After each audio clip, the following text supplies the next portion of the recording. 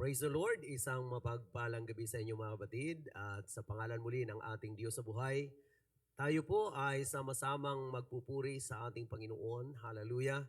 Sa lahat ng mga kasama natin ngayong gabi, praise God, ang Panginoon ay siyang magpala sa atin lahat. Hallelujah!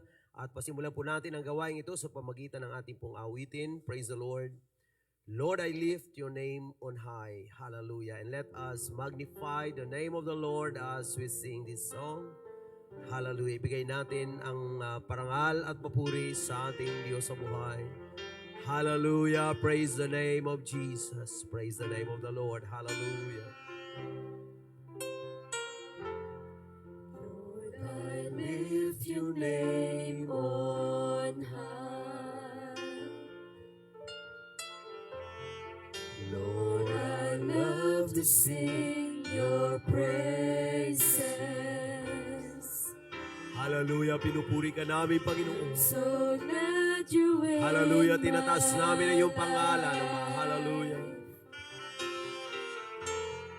I'm so glad you came to save us. You came from heaven to earth. Hallelujah. Praise the name of the Lord. From the earth. Sambahin natin, luwalhatiin ang pangalan ng ating Diyos sa buhay. Hallelujah, Lord, we lift your name on high. Cross to the grave. From the grave to the sky, Lord, I lift your name on high. You came from heaven. You came from heaven to earth to show the way. From the earth to the cross, my debt to pay. From the cross to the grave, From the grave to the sky, Lord, I lift your name on high. Listen pa, you came from heaven. You came from heaven to earth to show the way. Come on, amen, hallelujah, praise God. To the cross, my debt to pay.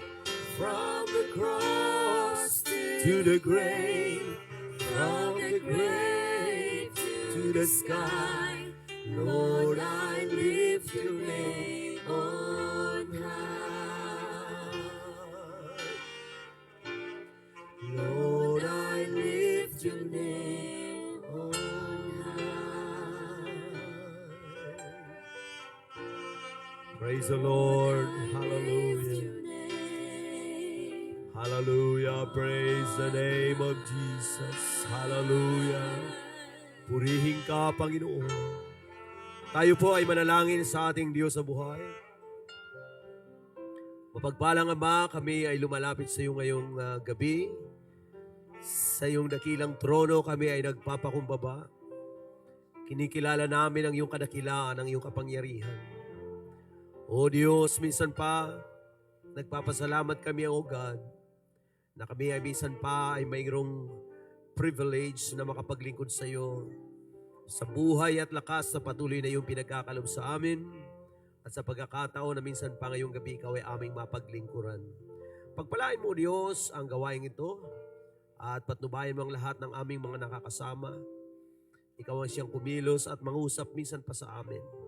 Pagpalain mo rin, O Diyos, ang aming pagtunghay sa iyong mga salita at hayaan mo po, O Diyos, na sa pamamagitan ng iyong mga salita at pagkilos ng iyong Espiritu, mapagpala mo ang bawat isa sa amin. Gamitin mo po ang iyong abang lingkod na minsan pa ay maging instrumento, maging daluyan ng iyong mga salita sa gabing ito. Ito po ang aming samot na langin sa pangalan ni Jesus. Amen and amen. Purihin ang Diyos, mga kapatid. Tayo ay dadako na ngayon sa salita ng ating Panginoon, mga kapatid, and magbabasa tayo sa aklat po ng Matthew 1:21. And after that, ay babasahin natin ang Acts chapter 4, verse 12. Ganito ang sinasabi ng Matthew chapter 1 verse 21. And she shall bring forth a son, and thou shalt call his name Jesus, for he shall save his people from their sins. At siya ay manganganak ng isang lalaki, at ang pangalang itatawag mo sa kanya ay Jesus, sapagkat ililigtas niya ang kanyang bayan sa kanilang mga kasalanan. Acts chapter 4 verse 12. Neither is there salvation in any other, for there is none other name under heaven given among men whereby we must be saved. At sa kanino mang iba ay walang kaligtasan, sapagkat walang ibang pangalan sa silong ng langit na ibinigay sa mga tao na sukat nating ikaligtas. Pagpalain ng Diyos ang pagkabasa ng kanyang banal na salita, at ngayong gabi nais ko pong mag-share ng salita ng Panginoon, the assurance of our salvation, ang katiyakan ng ating kaligtasan. Praise the Lord, and you may be seated. The assurance of our salvation. Sa maraming bagay, mga kapatid, nais nating makatiyak. Amen. Sa mga bagay na inaakala nating mahalaga, nais po natin ang katiyakan. At ang kaligtasan po ay napakahalagang bagay na walang pwedeng humigit dito. At dahil sa kahalagahan nito, mga kapatid, napaka-importante na tayo ay magkaroon ng katiyakan. Ang kaligtasan po ay napakahalaga sapagkat ang pinaka-importanting aspeto ng ating buhay ang may kinalaman dito. Amen. Ito po ay ang ating spiritual aspect of life, which is eternal. Meron tayong physical aspect ng buhay na ito ay pansamantala, pero mayroon tayong kaluluwa, mga kapatid, na kung saan, kung pag-uusapan ang kaligtasan, ito ay kaligtasan ng ating mga kaluluwa. Mahalaga ang kaligtasan sapagkat mahalaga ang ating mga kaluluwa, mga kapatid. Sa aklat ng Matthew 16 verse 26, for what is a man profited if he shall gain the whole world and lose his own soul? Or what shall a man give in exchange for his soul? Ano daw ang pakikinabangin ng tao kung makamtan niya ang buong sanlibutan at mapapahamak naman ang kanyang kaluluwa? Dahil dyan, mga kapatid, ay ating tinatalakay ang kahalagahan ng ating kaluluwa, kahalagahan ng kaligtasan ng ating kaluluwa. Bakit nangangailangan ng kaligtasan ng tao? Mga kapatid, nangangailangan tayo ng kaligtasan sapagkat ang lahat ay nagkasala. Amen. Sabi ng Romans chapter 3 verse 23, for all have sinned and come short of the glory of God. Lahat ay nagkasala at hindi nakaabot sa kaluwalhatian ng Diyos. Walang exempted. Lahat ng taong isinilang sa mundo mula kay Eva at Adam ay nakaranas ng pagiging makasalanan. At ang sabi ng banal na kasulatan, ang kasalanan ay may kabayaran. Sa Romans 6:23, for the wages of sin is death, but the gift of God is eternal life through Jesus Christ our Lord. Sapagkat ang kabayaran ng kasalanan ay kamatayan, hindi lang po kamatayang physical, kundi kamatayang spiritual, kamatayan na kung titingnan natin sa banal na kasulatan, ito ay walang hanggang pagkawalay sa buhay na Diyos. Ang ating Diyos ang siyang may akda ng buhay. Kaya ang pagkawalay sa Diyos, mga kapatid, kahit ang tao ay conscious, ang tawag po dyan ay kamatayan. In fact, may tinatawag sa Biblia na second death. Pangalawang kamatayan, ito ay tumutukoy sa pagtungo ng tao sa walang hanggang kaparusahan sa lagat-dagatang apoy ng impyerno. May kaparusahan ang kasalanan. Ito ay kamatayan, pagkawalay sa Diyos sa walang hanggan at pagdurusa sa walang hanggang kaparusahan sa dagat-dagatang apoy ng impyerno. But the gift of God is eternal life through Jesus Christ our Lord. Salamat sa Panginoon bagamat may kaparusahan sa kasalanan, ngunit may kaloobang Diyos na buhay na walang hanggan. Sa pamagitan nito, mga kapatid, ay makikita natin na mayroong pang pawi, praise God. Mayroong remedyo ang kabayaran ng kasalanan. At ang remedy dito is the gift of God.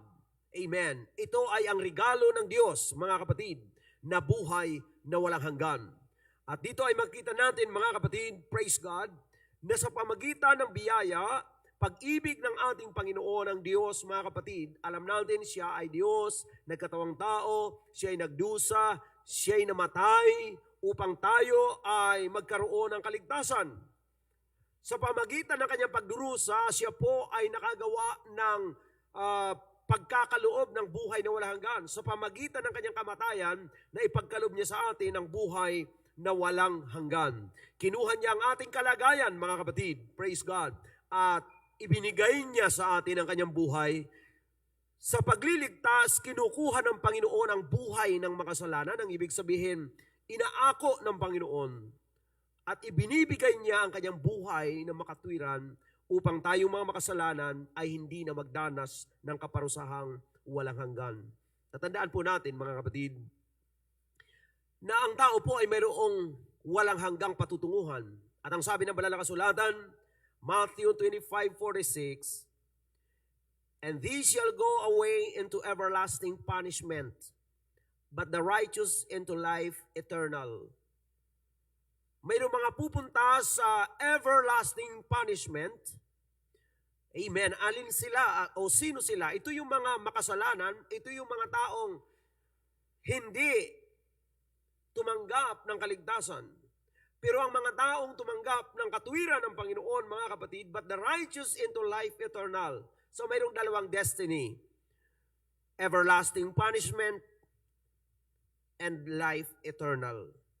Ngayong gabi, mga kapatid, marahil kung tatanungin ko ang bawat isa, pipiliin natin ang bagay na walang hanggan at hindi tayo magdurusa.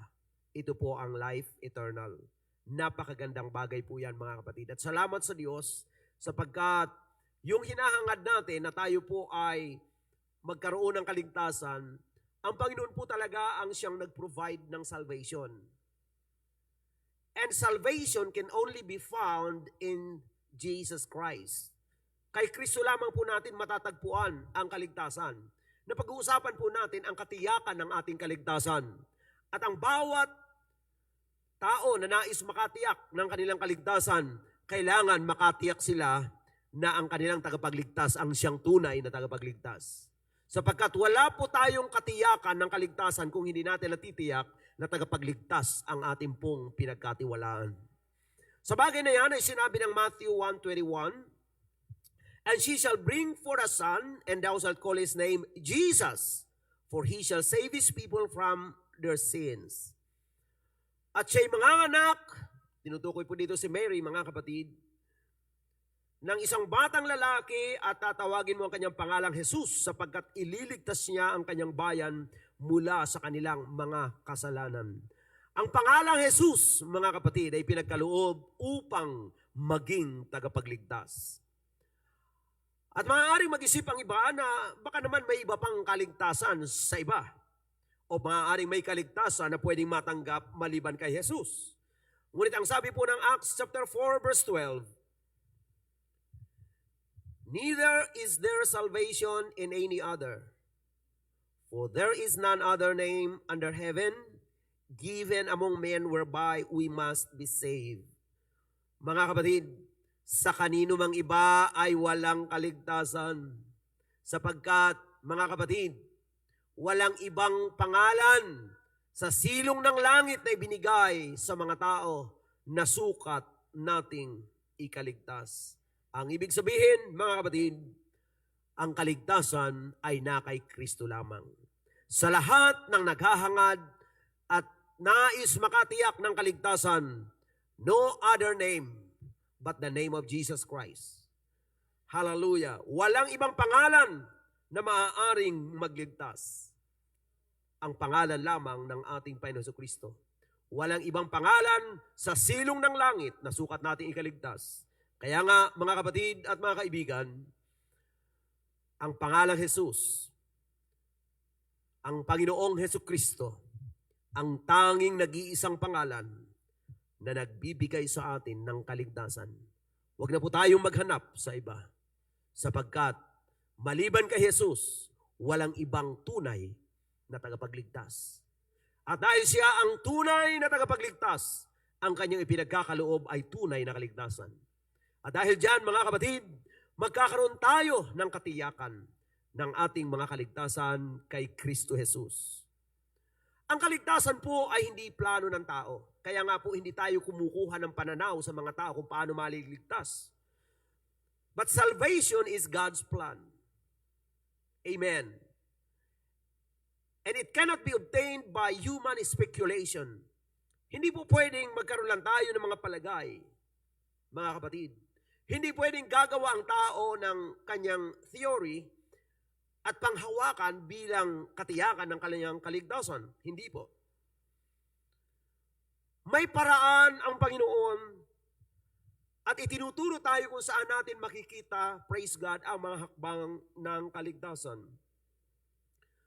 Sa aklat ng John chapter 5 verse 39, John 5:39, search the scriptures, for in them ye think ye have eternal life, and they are they which testify of me.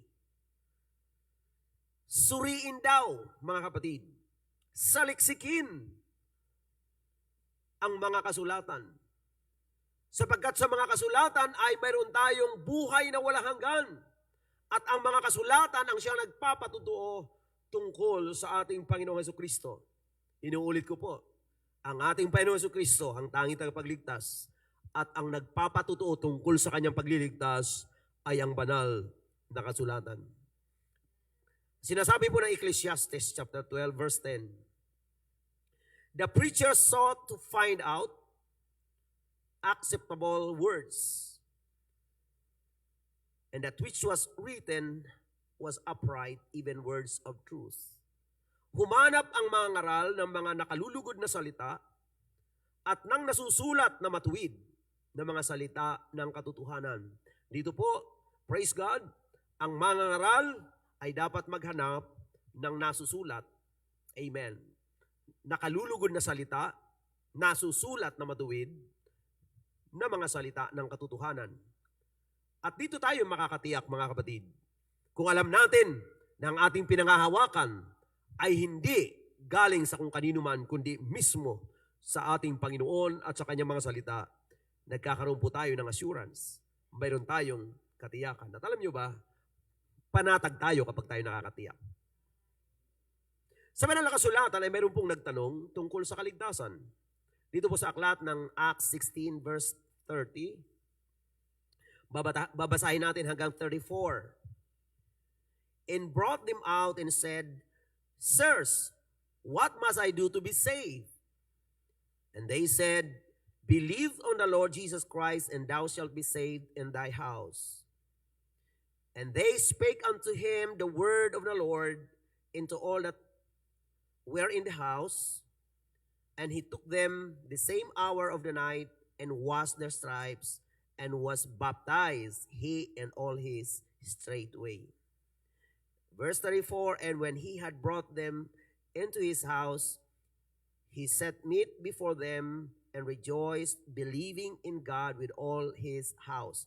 Mapapansin niyo, mga kapatid, na nung nagtanong, ito po ay tumutukoy sa isang jailer, mga kapatid, na kung saan ay nakita kung paano ang Diyos gumawa ng himala sa buhay ni Paul and Silas, na samantalang sila ay nakabilanggo, lumindol, mga kapatid, at natanggal ang kanilang tanikala at nabuksan yung kulungan. At itong bantay ay namangha, mga kapatid. In fact, gusto niya sanang magpatiwakal sapagkat sa pag-iisip niya ay makakawala lahat ng mga bilanggo. Ngunit ang sabi ni Paul and Silas, huwag mong saktan ang iyong sarili sapagkat narito kami.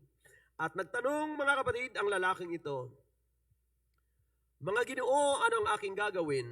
What must I do? to be saved.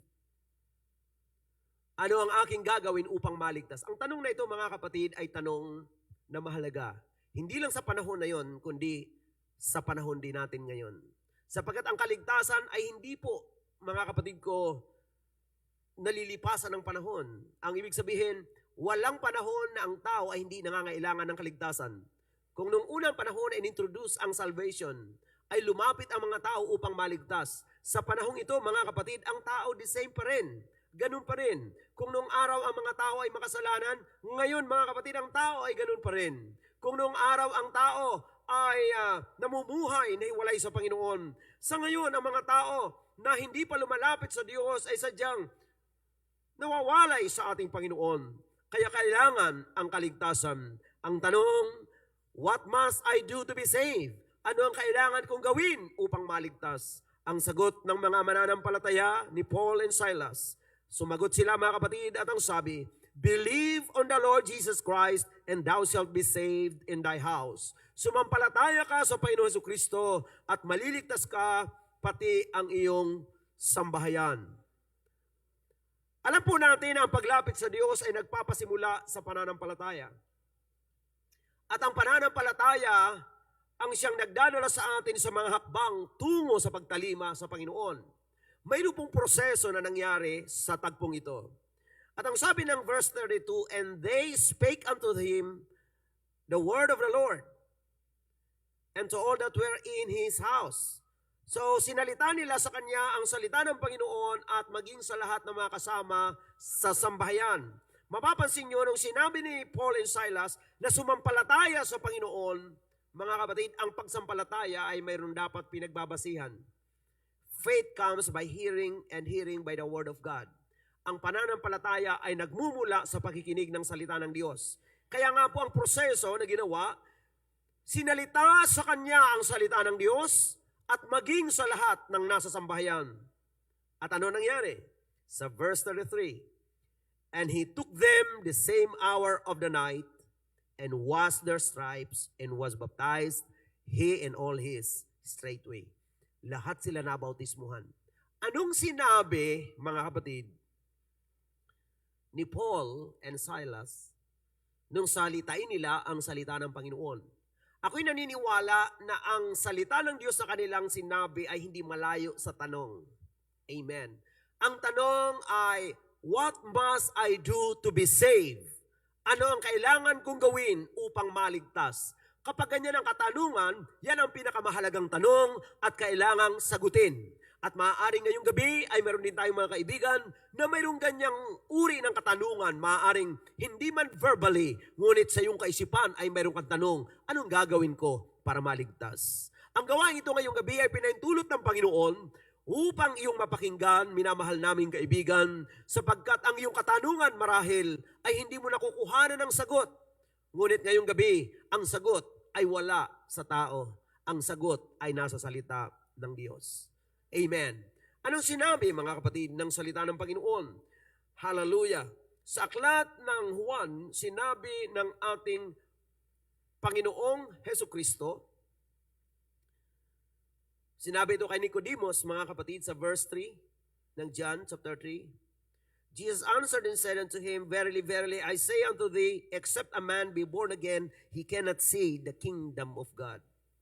Katotohanan sinasabi ko sa iyo, maliban ang tao'y ipanganak na muli, hindi niya makikita ang kaharian ng Diyos. At ang sagot sa kanya ni Nicodemus in verse 4, Nicodemus saith unto him, how can a man be born when he is old? Can he enter the second time into his mother's womb and be born? Paano na ipapanganak ang tao kung malaki na? Kung siya'y matanda na? Papasok pa ba sa tiyan ng kanyang ina upang ipanganak? Sa verse 5, Jesus answered, verily, verily, I say unto thee, except a man be born of water and of the Spirit, he cannot enter unto the kingdom of God. Amen. Ito ang sinagot ng Panginoon. Maliban ang tao ipanganak ng tubig at sa Espiritu, hindi siya makakapasok sa kaharian ng Diyos. Mayroong kaparaanan ng Panginoon, mayroon siyang proseso na hindi niya kinuha, mga kapatid, sa kung sino paman, kundi mismong siya ang tagapagligtas na kanyang inilalagay at ibinibigay sa tao ang kaparaanan kung paano maliligtas. Ang sabi ng Panginoon, maliban ang tao ipanganak ng tubig at espiritu, hindi siya makakapasok. Kapag hindi po nakapasok sa kingdom of God, siya po ay nananatili sa labas ng kingdom. And we believe that salvation is within the kingdom of God. Nais ng Panginoon na ang tao ay makapasok sa kanyang kingdom, sa kanyang kaharian. Sa verse 6 mga kapatid, that which is born of the flesh is flesh, and that which is born of the spirit is spirit. Ang ipinanganak daw sa laman ay laman nga, ngunit ang ipinanganak sa espiritu ay espiritu. Verse 7, marvel not that I said unto thee, ye must be born again. Huwag kang magtaka na sinabi ko sa iyo, kinakailangan kang ipanganak na muli. Ang Panginoon Jesucristo ay sinabi niya kung anong kailangan niyang sabihin upang ang tao ay matanggap ang kailangan niyang kaligtasan. Amen. Kaya ang Panginoong Jesucristo hindi niya nilihim. Praise God kay Nicodemus ang tungkol sa pagpasok sa kaharian ng langit. Ipanganak sa tubig sa pamagitan ng bautismo sa pangalan ng Panginoong Jesucristo, ipanganak sa Espiritu sa pamagitan ng pagtanggap ng Espiritu Santo ayon sa pinagkaloob ng Panginoon. Amen. Na mayroon pong kaakibat na pagsasalita ng iba't ibang wika. Yan ang makikita natin mga kapatid sa salita ng ating Panginoon. Kaya nung ang mensahe ng kaligtasan ay narinig nito mga kapatid na mga kasamahan ng jailer, siya po ay nanampalataya kasama ang kanyang buong sambahayan. Kaya sila ay gumawa ng hakbang ayon sa sinabi sa kanila. John 16:33, ang sabi dito, and he took them the same hour of the night and washed their stripes and was baptized, he and all his straightway. Mga kapatid, ang ginawa nitong nagtanong kung paano maliligtas, the jailer, dinala itong si Paul and Silas, mga kapatid, at hinugasan ng kanilang mga sugat. At doon din, ang sabi ng Bible, he was baptized. Siya ay nabautismuhan kasama ang kanyang buong sambahayan. Kaya nung sinabi mga kapatid, sa katanungan, what must I do to be saved? At ang sagot ni Paul and Silas, believe on the Lord Jesus Christ and you shall be saved and your house. Amen. Your household. Ibig sabihin, naganap sa kanila nung gabi. Nung sabihin sa kanila ang salita ng Diyos, sila'y sumampalataya. At nung sila'y sumampalataya, sila po ay nagpasya, sila'y humakbang tungo sa pagsisisi at pagpapabautismo at nabautismo sila mismo nung gabing yun. Ako'y naniniwala na naunawaan nila ang kahalagahan ng kaligtasan. Kaya sila ay humakbang with urgency. Praise the Lord. Na kahit gabi, ginawa nila ang hakbang ng kanilang pananampalataya. Remember, mga kapatid, faith without work is dead. Ang tunay na pananampalataya ay may tunay na pagtalima, mga kapatid. Ang tunay na pananampalataya ay obedient. Amen. Sumusunod. Praise God. Mayroong nagtanong ulit sa Acts chapter 2 verse 37 nung nangaral mga kapatid si Pedro. Mayroong katanungan sa verse 37 chapter 2 ng Acts. Now when they heard this, they were pricked in their heart and said unto Peter and to the rest of the disciples or apostles, men and brethren, what must I do? Nung nangaral si Pedro, mga kapatid, nasaktan ang kanilang mga kalooban. Amen. Sabi ng Bible, they were pricked in the heart or in their heart. Nang sugatan ng kanilang puso. Alam niyo, itong pangangaral ng katotohanan kung minsan masakit. Pero salamat sapagkat nung sila ay nasaktan, hindi sila lumayo. Nagtanong sila kung ano ang kanilang gagawin. At nung nagtanong sila kung ano ang kanilang gagawin, sinagot sila ni Pedro.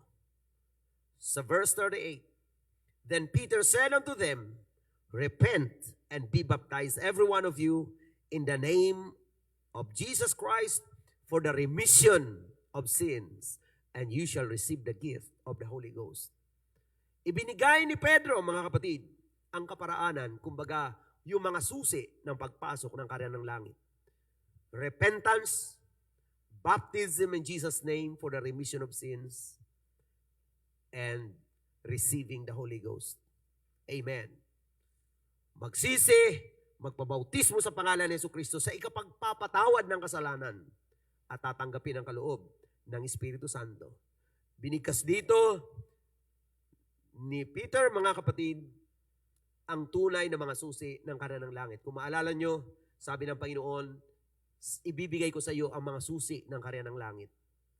Ang susi ng karyan ng langit ay ginagamit hindi po doon sa langit. Ang mga susi ng karyan ng langit ay ginagamit dito upang ang taong papasok sa langit ay nabuksan na. Hindi po doon sa langit ang pagkatok patungo sa langit.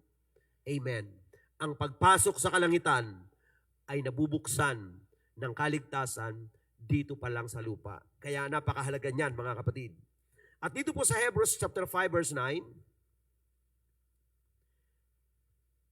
And being made perfect, He became the author of eternal salvation unto all them that obey Him.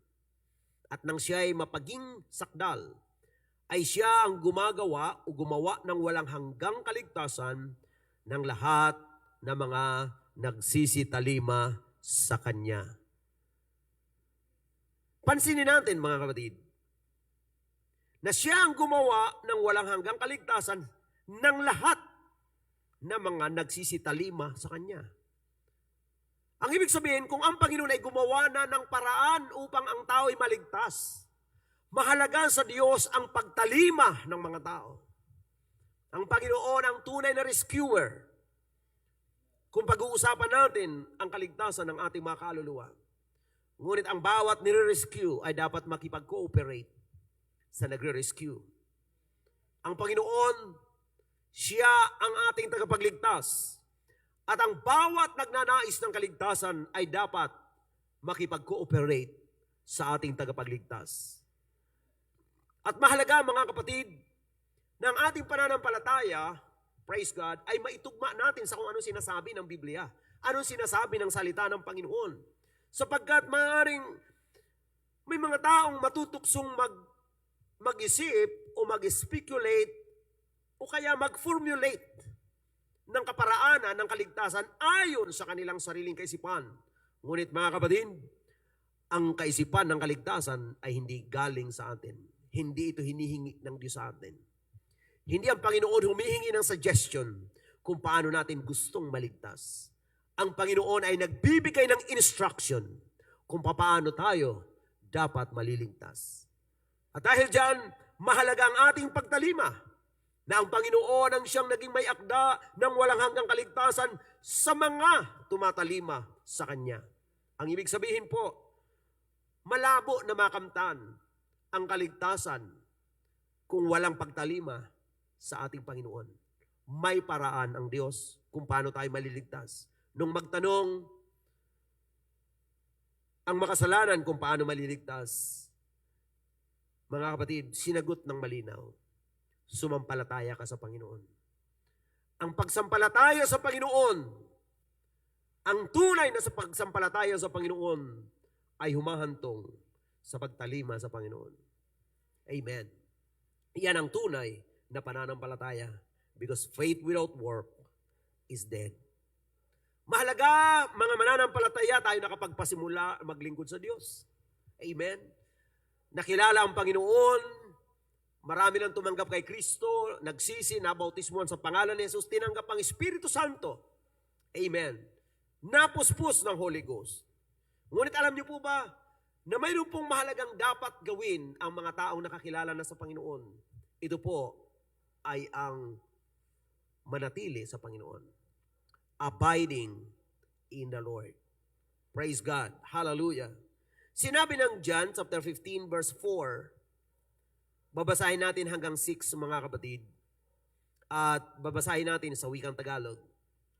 Kayo'y manatili sa akin at ako'y sa inyo, gaya ng sanga na di makapagbunga sa kanyang sarili, maliban na nakakabit sa puno. Gayon din naman kayo, maliban na kayo'y manatili sa akin. Ako ang puno ng ubas, kayo ang mga sanga. Ang nananatili sa akin at ako'y sa kanya ay siyang nagbubunga ng marami. Sapagkat kung kayo'y hiwalay sa akin, ay wala kayong magagawa. Kung ang sino man ay hindi manatili sa akin, ay siya'y matatapong katulad ng sanga at matutuyo at mga titipunin at mga iahagis sa apoy at mga susunog. Ganito po kahalaga ang pananatili sa Panginoon. Hindi po nangangahulugan na tayo nakapagpasimula sa Panginoon ay pwede na tayong humiwalay sa Panginoon. Kung ang kaligtasan ay nasa Panginoon lamang, dapat manatili tayo sa Kanya lamang. Amen. Sapagkat nasa Kanya ang kaligtasan, nasa Kanya ang pagliligtas. At kung papansinin natin na sinabi ng Panginoon, kung kayo'y hiwalay sa akin ay wala kayong magagawa. Amen. At kung ang sino man ay hindi manatili, ito yan mga kapatid, ito yung paalaala. Ano mangyayari? Ay siya'y matatapong katulad ng sanga at matutuyo at mga titipunin at mga ihahagis sa apoy at mga susunog. Ano ibig sabihin yan? Kung paano tayo hinalintulad sa mga sanga, na ang sanga kapag hindi nananatili, natutuyo at tinatapon sa apoy. Ito po ay paalaala sa atin ng Panginoon na tayo ay dapat manatili sa Kanya. Amen.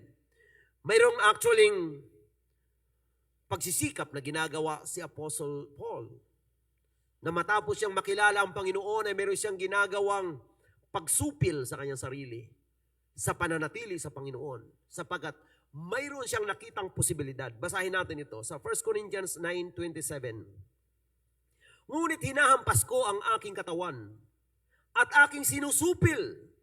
Baka sakaling sa anumang paraan, pagkapangaral ko sa iba, ay ako rin ay itakwil. Mayroon siyang nakitang posibilidad na pagkatapos niyang makapangaral sa iba, ay maaari din siyang maitakwil. Kaya mayroon siyang ginagawa. Anong ginagawa niya? Hinahampas ko ang aking katawan. Anong ibig sabihin niya? Dinidisiplina niya ang kanyang katawan at aking sinusupil ang wika niya. So mayroong pagsusupil sa sarili. Alam niyo po, kung wala tayong pagsusupil sa sarili, pag wala tayong self-denial, mga kapatid, malamang na malayo tayo sa Diyos. Kahit pa tayo ay nagpasimula ng maglingkod sa Panginoon. Kung hindi po natin titingnan at iingatan kung ano yung mga posibleng panganib na magpalayo sa atin sa Diyos, mga kapatid, si Apostol Pablo ay sinabi niya itong maliwanag. Sinusupil niya ang kanyang sarili. Amen. Bakit? Baka raw sa anumang paraan, pagkapangaral ko sa iba ay ako rin ay itakwil. Hindi pala mga kapatid nangangahulugan na ang isang tao ay nangangaral ngayon ay nakakatiyak na siya sa kanyang pupuntahan sa dulo. Mahalaga ang pananatili. Kung si Apostol Pablo ay nakita niya ang panganib na ito, mahalaga paalaala hindi lang po sa mga nakikinig sa akin ngayong gabi, kundi maging sa akin sarili. Mahalaga ang pagsupil sa sarili. Mahalaga ang pag-iingat. Kung ang kaligtasang tinanggap natin ay mahalaga, ingatan natin. Amen. Ingatan natin. Mahalin natin. Praise God. Sabi ng Hebrews chapter 10 verse 36,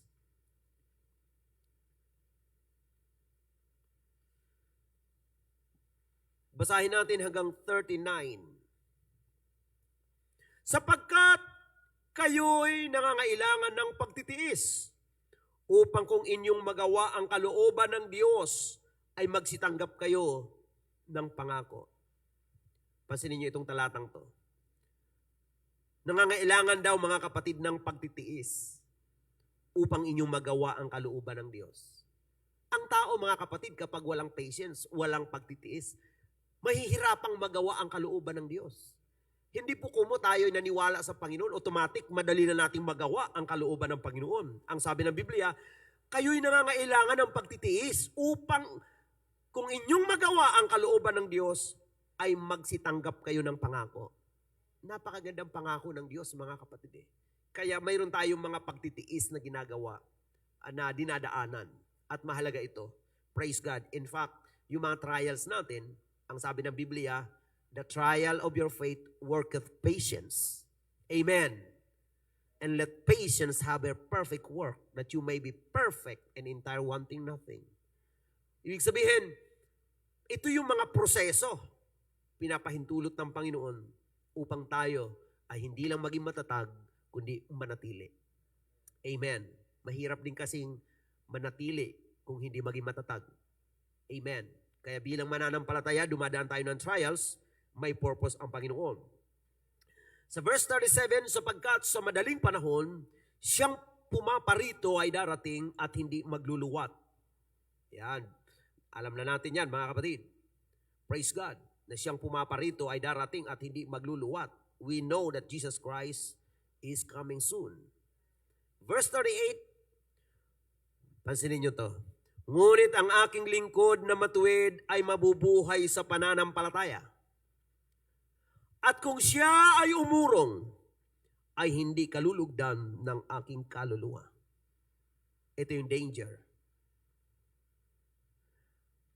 Ang privilege ng lingkod ng Panginoon, amen, mabuhay mga kapatid ko sa pananampalataya.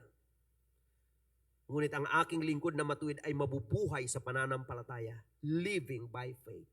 Amen. At kung siya ay umurong, ay hindi kalulugdan ng aking kaluluwa. Hindi po malulugod ang Panginoon sa mga umuurong o sa mga bumabalik sa dating buhay. Alam niyo, ang kaaway, yan ang pinagsisikapan na mangyari sa atin, mga mananampalataya. Na kung maaari, may balik tayo sa dating buhay. Kung maaari, umurong tayo sa ating pananampalataya at bumalik sa dati. Ngunit ang sabi, mga kapatid, sa verse 39, pakinggan niyo to. Ngunit tayo hindi doon sa mga nagsisibalik sa kapahamakan, kundi doon sa mga may pananampalataya sa ikaliligtas ng kaluluwa. Amen. Kung ang mga bumabalik umuurong ay hindi kinalulugdan ng Panginoon, ang sabi ng verse 39, ngunit tayo'y hindi doon sa mga nagsisibalik sa kapahamakan. Ang ibig sabihin, mga kapatid, maaaring nakilala ng isang tao ang Panginoon, ngunit kung siya'y bumalik sa ating buhay, ang kanyang binabalikan ay kapahamakan. Amen. Kaya ang sabi rito, ngunit tayo'y hindi doon sa mga nagsisibalik sa kapahamakan, kundi doon sa mga may pananampalataya sa ikaliligtas ng kaluluwa. Amen. Purihin ang Panginoon. We are talking about the assurance of our salvation, mga kapatid. Mga mananampalataya, napaka-importante, praise God, na habang wala pa tayo sa pinaka-final destiny natin, manatili tayo sa ating pong Panginoon. Amen. Hallelujah. Lakaran natin ang katwiran ng Diyos. Huwag tayong umurong sa pananampalataya. Huwag tayong bumalik. Sabi ng Biblia, ang mga bumabalik ay bumabalik sa kapahamakan. Mga kapatid, no turning back. Mga mananampalataya, nagpasimula na kayong maglingkod sa Diyos. Nagpasimula tayong maglingkod sa Panginoon. Ituloy na po natin yan. Hanggang sa huli. Hanggang sa wakas. Nais kong i-remind ang bawat isa, mga kapatid, na mayroon po tayong tinatawag na 3 stages ng salvation. Amen. Una, ito po yung initial salvation. Initial salvation, tayo po ay tumatanggap ng initial salvation kapag tayo po ay nanampalataya, nagsisi, nabautismuhan sa pangalan ni Jesus, tumanggap tayo ng Espiritu Santo, mayroon na po tayong initial salvation. At sa panahon na yan, kung dumating man ang Panginoon o kunin tayo, mayroon po tayong kaligtasan. Ngunit habang nandito pa tayo sa lupa, pumapasok tayo sa tinatawag nating continual salvation. Ang continual salvation, Dito po mga kapatid yung tinatawag nating abiding in the Lord. Amen. Dito po natin ginagawa yung pananatili, yung pagpapatuloy sa ating Panginoon. Mula nung tayo ay tumanggap ng initial salvation sa ating new birth, mga kapatid, sa bagong kapaganakan o kapanganakang muli, tayo po ay nagpapatuloy, praise God, at hanggang sa ngayon, ang lahat ng mga nakakilala sa Panginoon, tayo po ngayon ay nasa continual salvation. Amen. Praise God, na kung tayo ay mananatili sa Panginoon, hallelujah, ang Panginoon ay mananatili sa atin. Praise the Lord. At kapag ka natapos ang buhay natin dito sa mundo, amen, naglingkod tayo sa Diyos ng may katapatan, ang buhay natin, mga kapatid, kung ikaw man ay nanghina, ikaw ay muling bumabalik sa kalakasan ng Panginoon, hallelujah, sapagkat ikaw ay nagnanais na manatili sa Panginoon. At dumating ang panahon na inabutan, halimbawa, ng kamatayang physical. Pagkatapos po ng kamatayang physical, ay pumapasok po tayo sa tinatawag nating eternal salvation. Ang eternal or final salvation, amen, ito po mga kapatid ay yung nandun na tayo sa piling ng Panginoon. Praise God. Ang ibig sabihin, yung pong eternal or final salvation, yan ang fulfillment ng pangako ng Panginoon, life eternal in His presence, mga kapatid, buhay na walang hanggan. Hallelujah. So, kung ang pag-uusapan natin ang katiyakan ng ating kaligtasan, nakakatiyak lang tayo ng ating kaligtasan kung tayo ay na kay Kristo. Kung tayo ay nananatili kay Kristo, hanggat ikaw ay na kay Kristo, ang kaligtasan mo ay tiyak. Huwag kang lumayo sa Diyos. Huwag kang lumayo sa ating Panginoon. Sapagkat kung siya lang ang tagapagligtas at ang kaligtasan ay nasa Kanya, tinitiyak ko po sa inyo, walang kaligtasan kung wala sa Kanya. Amen. Hallelujah. And Matthew chapter 24 verse 12 and 13. Dito sinasabi Matthew 24:12 and 13. And because iniquity shall abound, the love of many shall wax cold. Dahil daw sa pagsagana ng katampalasanan o kasamaan, ang pag-ibig ng marami ay lalamig. Ito yung danger, mga kapatid, ng lukewarmness. Na habang tumatagal, ang mundo ay pasama ng pasama, sumasagana ang kasamaan, at ang mga mananampalataya, nandito pa tayo, mga kapatid, we should be careful. Amen. We should watch and pray that we enter not into temptation. Magbantay tayo. Praise God. Dahil ang kasamaan o ang kasalanan ay sumasagana. At ang sabi ng Biblia, kasabay na pagsagana ng katampalasanan o kasamaan, ang pag-ibig ng marami ay lalamig. Dalangin ko kapatid, na nawa ang ating pag-ibig sa Panginoon ay manatiling mainit. Amen. Huwag hayaang manlamig, mga kapatid, at ang ating pagiging mainit sa Panginoon ay nangyayari kapag tayo ay laging malapit sa Kanya. Amen. Huwag nating hayaan ang anumang mga bagay na magpalayo sa atin sa Panginoon. Huwag nating hayaan ang mga negative na kaisipan. Huwag nating hayaan ang worldly thoughts, mga kapatid, mga kaisipang pansanlibutan. Huwag nating hayaan ang worldly influence na magpalamig sa ating pananampalataya o sa pag-ibig natin sa Panginoon. Ang sabi ng verse 13, but he that shall endure unto the end, the same shall be saved. Datapwat ang manatili hanggang wakas, ang siyang maliligtas. Ang pinakamagandang mensahe dito, mga kapatid, ay yung manatili tayo sa Panginoon. Amen. Gusto natin ang assurance ng salvation. There is no salvation apart from Jesus Christ. Amen. Wala pong kaligtasan. Walang ibang pangalan. Amen. Na magliligtas sa atin.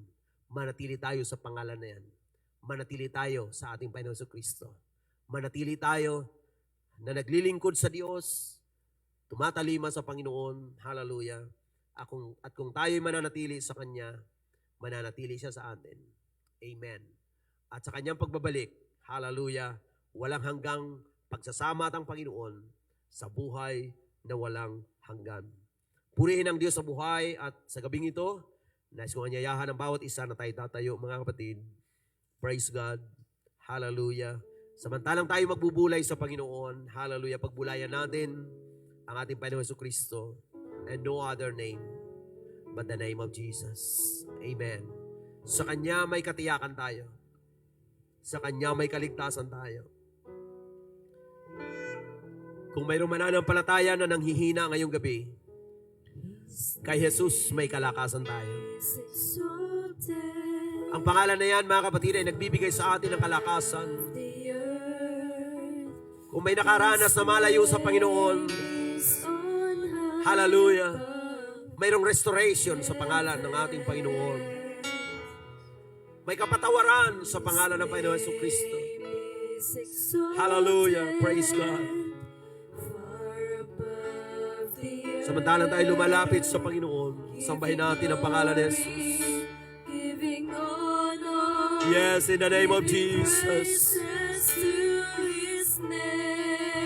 No other name. No other name but the name of Jesus. Yes, no other name but the name of the Lord. Hallelujah. Salamat sa nag-iisang pangalan. Nag-iisang pangalan na nagpapatawad ng kasalanan. Nag-iisang pangalan na nagliligtas. Hallelujah. At kung tayo lalapit sa pangalan na yan, hindi niya tayo bibiguin. Ang mga nanghihina na lumalapit sa pangalan na yan ay nagkakamit ng panibagong kalakasan. Hallelujah. Patuloy natin ilapit ang ating mga sarili sa Panginoon. Hallelujah. Oh, thank you, Jesus. Salamat, Panginoon. Come on, amen. Ang Panginoon na nagmamahal sa atin. Nagmamalasakit sa atin. Hallelujah. We love you, Jesus. Come on, let's love that name. Hallelujah. The name that is above every name. Giving glory. Yes, in Jesus' name. Giving praises to His name. No other name but the name of Jesus. No other name but the name of. Kung ikaw ay may karamdaman, nakikinig ka ngayong gabi, magtiwala ka sa Panginoon. There's healing in that name. Hallelujah. Praise God. There is deliverance in that name. Oh, hallelujah. We praise your name, Jesus. He's worthy of honor. He's worthy of. Thank you, Lord. Thank you, Lord. Thank you, Lord. Thank you, Lord. Thank you, Lord. Hallelujah. Glory to Jesus. The name of Jesus. No other name. Oh yes, God. Hallelujah. Wala kang katulad, Panginoon. Hallelujah, Jesus. But the name Thank you, Lord. Thank you, Lord. Thank you, Lord. Jesus is Thank you, Lord. Thank you, Lord, for your love. Thank you for your mercy. His word. Hallelujah. Thank you, Lord, for saving us. His word. Thank you, Jesus. Your power. Thank you, Lord. Thank you, Lord.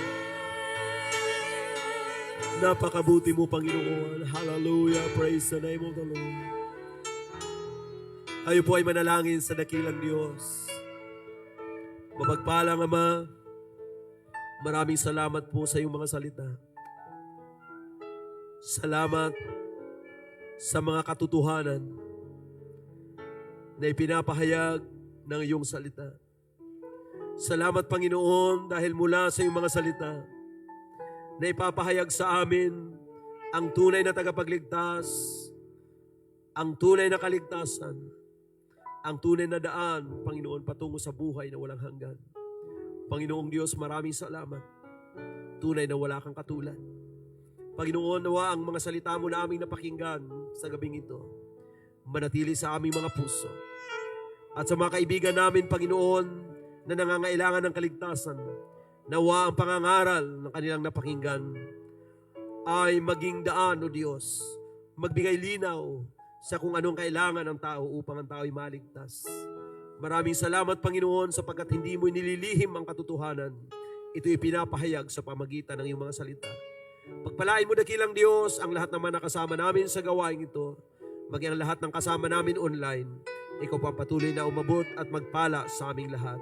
Panginoon, dalangin namin sa mga nakikinig ngayon na mayroon pong mga karamdaman. Ama, dalangin namin na hipuin mo rin sila, O Lord, ayon sa kanilang mga pananampalataya. Sinasaway namin sa pangalan ni Jesus ang lahat ng uri ng karamdaman. In the name of Jesus, sa mga sumasampalataya, ang kinininyo ang kagalingan sa pangalan ni Jesus. I rebuke the spirit of sickness and disease from that body. In Jesus' name, be healed sa pangalan ni Jesus. Panginoon, maraming salamat. Binabalik namin sa lahat ng papuri, lahat ng pagsamba. In the mighty name of Jesus Christ. Lahat ay magsabing Amen. Praise God, mga kapatid. Sa ating pong mga naabot ng tinig ng pangaral ngayong gabi, maaring kayo ay mga nangangailangan ng salvation. Napakinggan nyo ang mensahe. Malaya po kayong makipag-ugnayan sa amin sa pamagitan po ng ating pong FB page. Maaari po kayong magbigay ng mensahe at kami po ay laging handang maglingkod sa inyo. Maaring mayroong mga nakapakinig ngayong gabi na nagkakaroon ng desire o desisyon sa buhay na tanggapin ang kaligtasan. Mangyari po, makipag-ugnayan po kayo at huwag po kayong magdalawang isip. Kami po ay narito upang kayo po ay amin pong paglingkuran.